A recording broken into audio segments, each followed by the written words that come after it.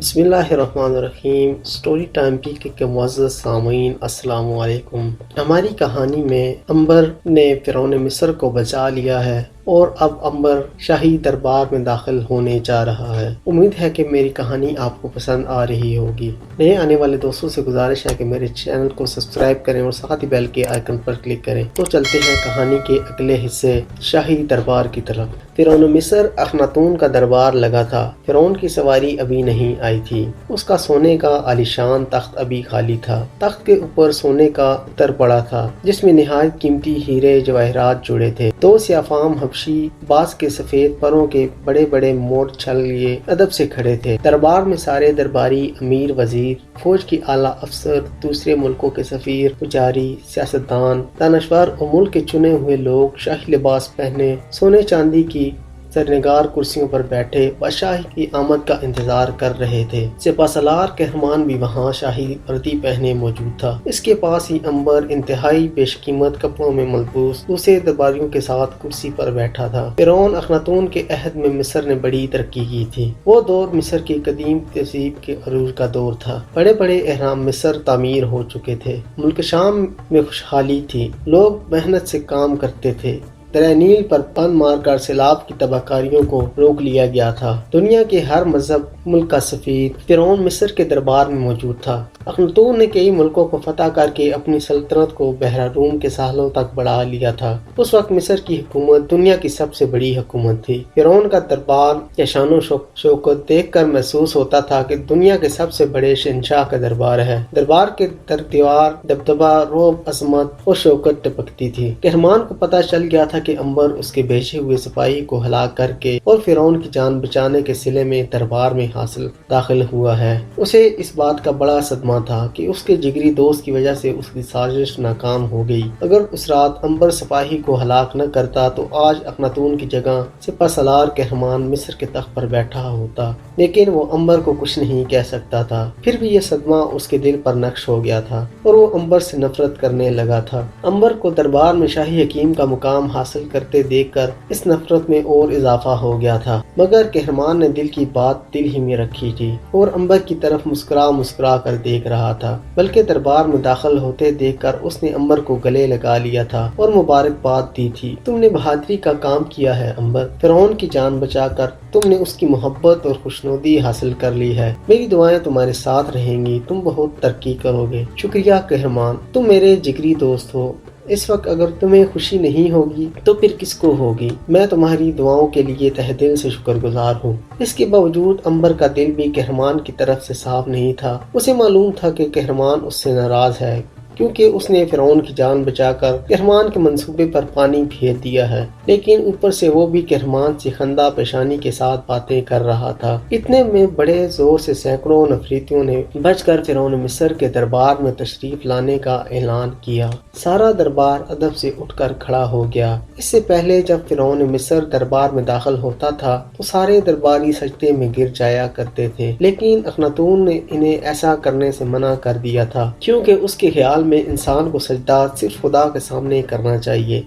کم خواب اور اطلس کے پردے ایک طرف ہٹے اور فرعون اخناتون اپنی چہیتی بیوی اور عنبر کی والدہ ملکہ مصر نفریتی کے ساتھ خدمتگاروں اور محافظوں کے جلووں میں دربار میں داخل ہوا۔ ہر طرف ایک رعب سا چھا گیا۔ دربار میں سناٹا طاری ہو گیا۔ فرعون اور ملکہ بیش قیمت سونے کے تاروں میں منڈا ہوا شاہی لباس اور سونے کے تاج پہنے تخت پر آ کر بیٹھ گئے تھے۔ خدام ادب سے ایک طرف سر جھکائے کھڑے ہو گئے۔ غلاموں نے مورچل ہلانے شروع کر دیے۔ درباری فرعون کا اشارہ پا کر اپنی کرسیوں پر بیٹھ گئے۔ دربار میں گہری خاموشی طاری ہو گئی۔ اس وقت کوئی زیادہ زور سے سانس بھی لیتا تو اس کی آواز بھی آ جاتی۔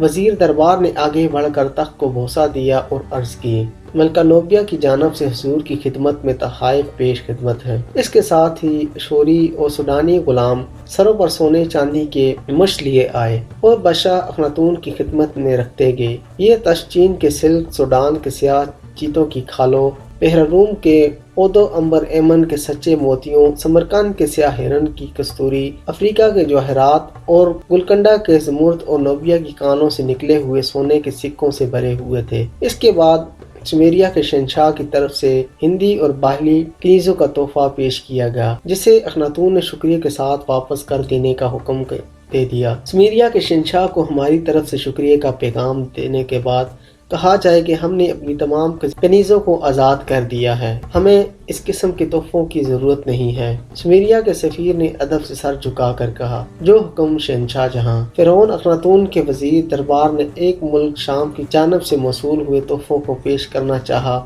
تو فرعون نے ہاتھ کے اشارے سے اسے منع کر دیا اور کہا، اس نوجوان کو پیش کیا جائے جس نے کل رات صحرا میں ہماری جان بچائی تھی۔ دربار میں ایک دم سناٹا چھا گیا۔ سپہ سالار کہرمان کا چہرہ زرد پڑ گیا، بڑے پجاری اشمس کا بھی رنگ اتر گیا۔ انہیں یوں محسوس ہوا جیسے فرعون پر ان کی سازش کا راز کھل گیا ہے اور ابھی وہ ان دونوں کے قتل کا حکم دے دے گا۔ کہرمان نے سوچا کہ اگر اس کے قتل کا حکم صادر کر دیا گیا تو وہ اسی وقت آگے بڑھ کر فرعون کو قتل کر دے گا اور تخت پر قبضہ کر لے گا، پھر جو ہوگا دیکھا جائے گا۔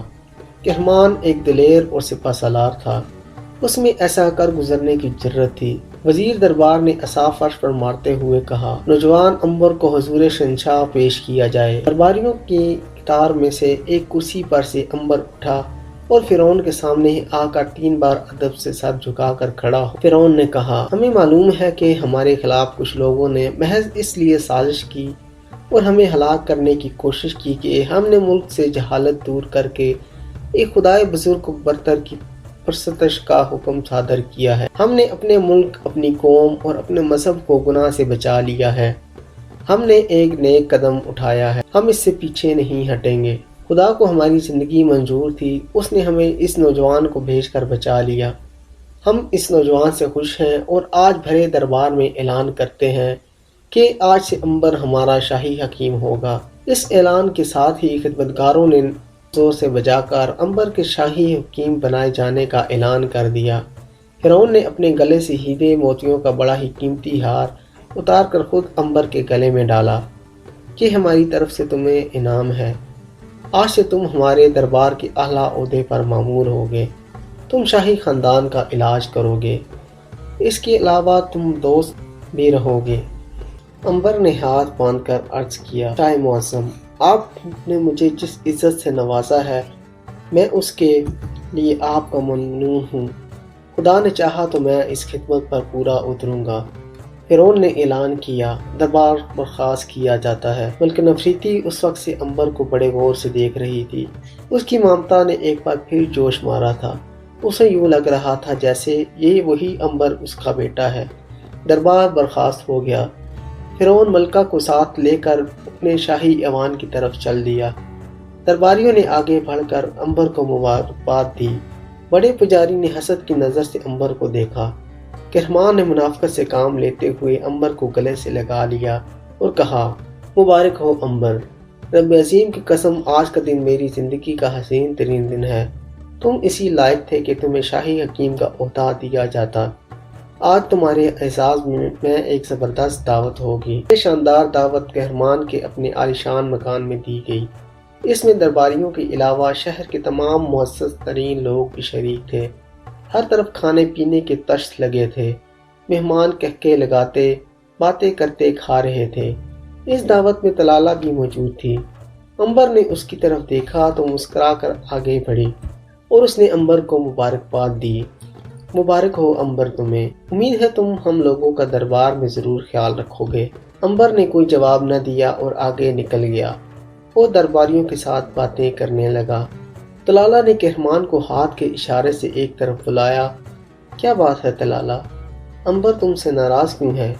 میں ایک عرصے بعد تم سے مل رہا ہوں، کیا کوئی جھگڑا ہو گیا تھا؟ طلالہ نے کہا، ادھر انجیر کے درختوں میں آ جاؤ، میں تم سے ایک راز کی بات کرنا چاہتی ہوں۔ کہرمان طلالہ کے ساتھ اس کی طرف ہو گیا جہاں انجیر کے درختوں کا جھنڈ تھا اور سنگ مرمر کے چبوترے پر بیٹھ گیا۔ کہو، وہ کون سی راز کی بات ہے جو تم مجھ سے کہنا چاہتی ہو؟ طلالہ نے ادھر ادھر غور سے دیکھا اور کہا، سنو کہرمان، جس نوجوان عنبر کو تم اپنا دوست سمجھتے ہو وہ کس کا بیٹا ہے؟ کہرمان نے بڑے سکون سے کہا، رجال ماہ تعمیرات کا بیٹا تھا۔ غلط ہے، وہ رجال کا بیٹا نہیں ہے۔ کہرمان نے مذاق سے کہکا لگا کر کہا، تو کیا وہ تمہارا بیٹا ہے؟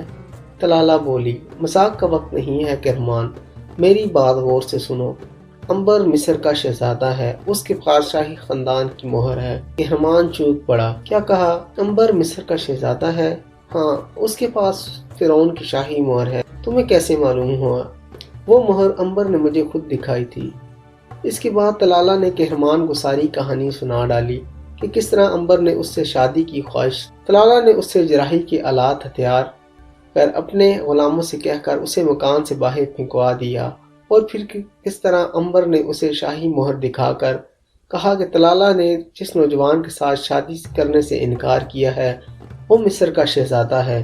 کہرمان سوچنے لگا، پھر ہاتھ ہلا کر بولا، نہیں نہیں، یہ کیسے ہو سکتا ہے؟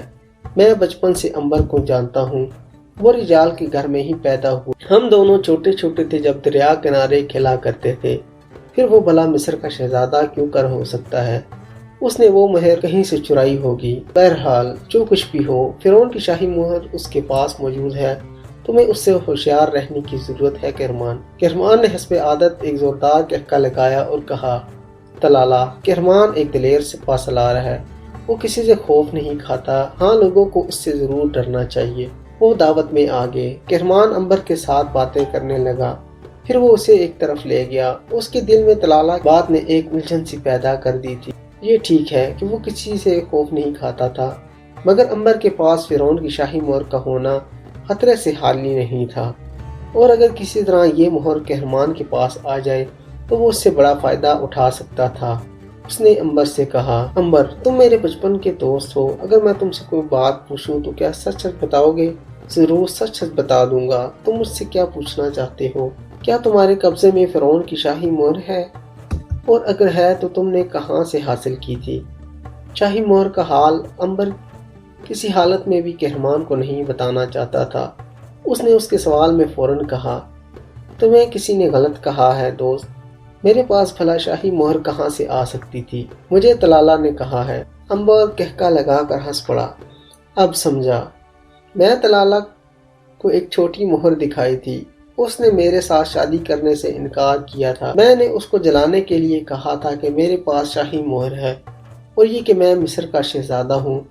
کمال ہے کہرمان، تم نے یقین بھی کر لیا، آخر میں تمہارے ساتھ پلا بڑھا ہوں، کیا تمہیں یقین آ سکتا ہے کہ میں مصر کا شہزادہ ہوں؟ تو میں بھی حیران تھا کہ امبر میری آنکھوں کے سامنے پل بڑھ کر میرے ساتھ ہی جوان ہوا، پھر بھلا وہ مصر کا شہزادہ کیسے ہو گیا؟ امبر نے رب عظیم کا شکر ادا کیا کہ کہرمان کے دل میں طلالہ نے اپنی مکاری سے جو بات ڈالی تھی وہ اس نے بڑی حکمت عملی اور ہوشیاری سے نکال دی تھی، لیکن یہ اس کا وہم، اس لیے کہ کہرمان کے دل میں امبر کے بارے میں شک ضرور پیدا ہو گیا تھا، آخر اس کے پاس شاہی مہر کہاں سے آ گئی تھی؟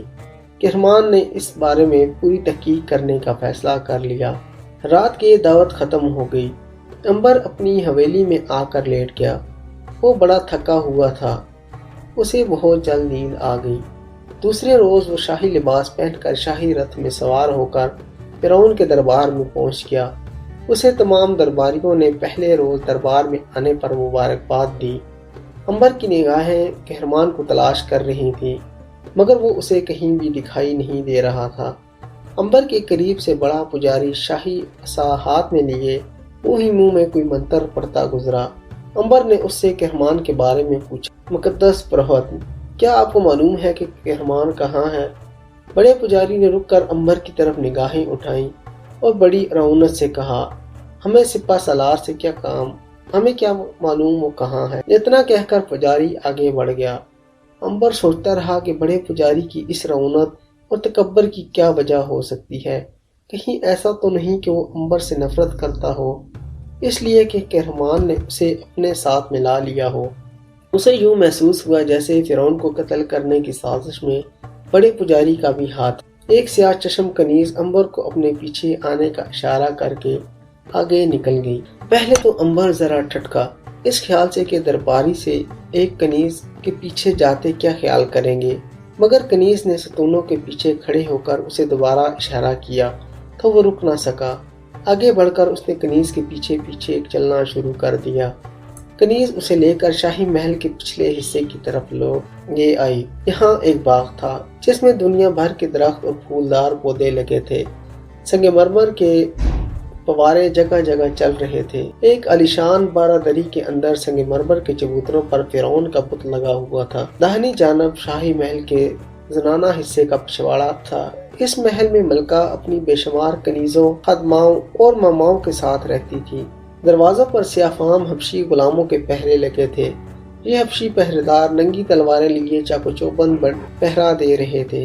अंबर एक पल के लिए रुक गया। कनीज ने अंबर को रुकते देखा तो करीब आकर कहा, मेरे आका, बेफिक्र होकर आगे बढ़िए, मलका आलिया आपकी राह देख रही हैं। अंबर का दिल धड़कने लगा तो गोया वो अरसा 15 बरस के बाद अपनी हकीकी माँ को मिलने जा रहा था। उसका दिल माँ की मोहब्बत से लबरेज हो गया। उसने कोई जवाब न दिया और चुपचाप कनीज के पीछे पीछे चलता महल में दाखिल हो गया। हबशी गुलामों ने कनीज के साथ अंबर को देखकर सर झुकाए और परे हटकर खड़े हो गए, जैसे अंबर को मलका के महल में दाखिल होने के लिए रास्ता दे रहे हों। अंबर महल की चौड़ी चौड़ी खूबसूरत सीढ़ियां चढ़ा ऊपर मंजिल में आ गया। यहाँ संग मरमर के स्तूनों के दरमियान एक गुलाम गर्दश मगरबी दालान की तरफ निकल गई थी। इस दालान के आखिर में मलका का शाही कमरा था। इस कमरे के बाहर ख्वाजा सराब पहरा दे रहे थे। अंबर को कनीज के साथ आते देखकर उन्होंने दरवाजा खोल दिया।